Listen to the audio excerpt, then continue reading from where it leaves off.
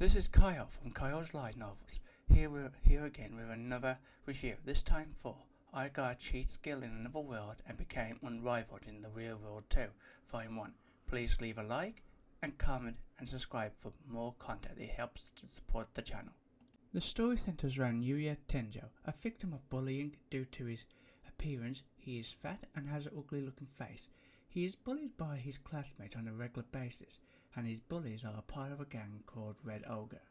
He faces constant bullying by them, and his teachers don't help him as they also bully him. It's no better at home as he is bullied by his own family. He has two younger siblings, a younger brother and a younger sister that also bully him. But his grandfather never bullied him. He only showed Yuya nothing but love. But unfortunately he passed away before the series even started. Some scenes in the light novel are done differently in anime, as he went to the other world after saving Kaori from some thugs, but he himself gets beaten up instead. But in the light novel he went to the other world before he even met Kaori, which didn't make much sense why the anime changed the order of when he went to the other world. He found the door to another world in the room in his grandfather's house, which oddly enough was linked to another house located in a forest of sorts. He finds a note that just says that the previous owner is no longer alive and whoever finds the house gets to keep it. He finds some weapons in the house which, like any other person, if they went to another world that had game mechanics, would at least try them. He gains some skills by doing so.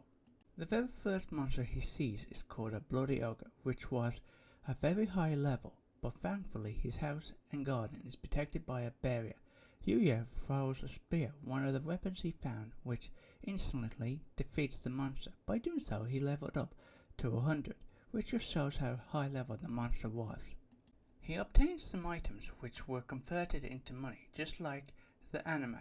And later that night, Yuya undergoes a transformation that changes his appearance from being a fat and ugly one to a slim one, just like how the anime did it.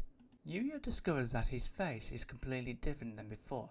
In the anime, he discovers his change as he looks into the mirror in the boys' toilet, while in the light novels, he finds out as he sees his reflection of the window in the classroom.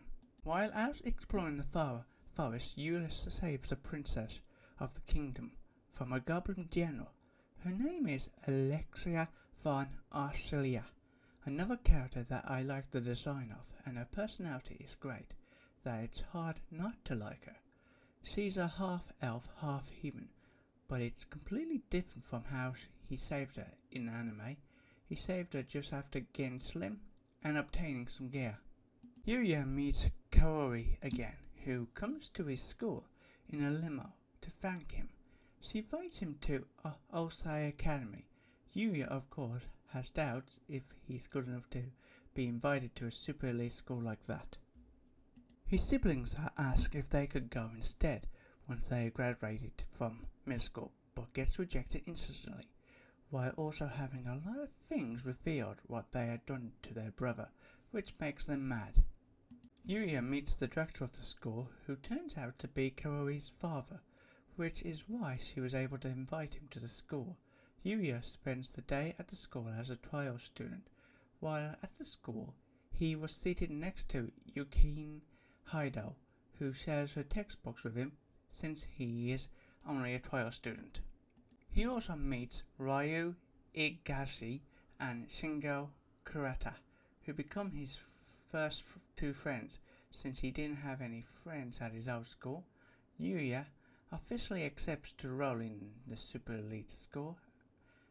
After school that very day, he pretty much went on a date with Kaori, who openly admits she has never walked around with a boy before, which got Yuya to also admit he has never walked around with a girl before.